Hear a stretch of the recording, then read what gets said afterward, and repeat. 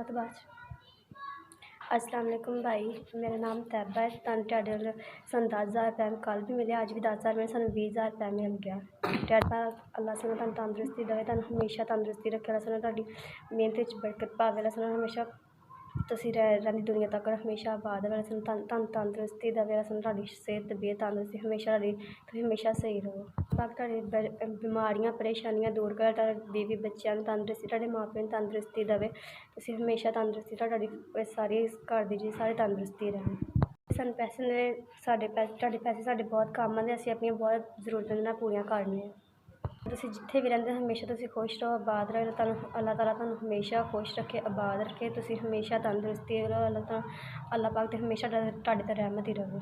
पाक तुहाडी दिल दियां ख्वाहिशां पूरियां, तुहाडे जो भी तुहाडे दिल दी ख्वाहिश है, अल्लाह ताला हमेशा तुहाडी हर ख्वाहिश पूरी करे, तुहाडे दिल दियां आसां मुरादां पूरियां होन।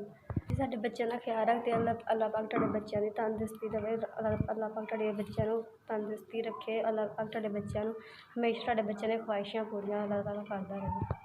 तुसीं सलामत रवो, तुहाडे बच्चेआं नूं हमेशा तुसीं अपने बच्चेआं नूं हस्सी खुशी सलामत हमेशा तुसीं उन्हां दा नाल रवो।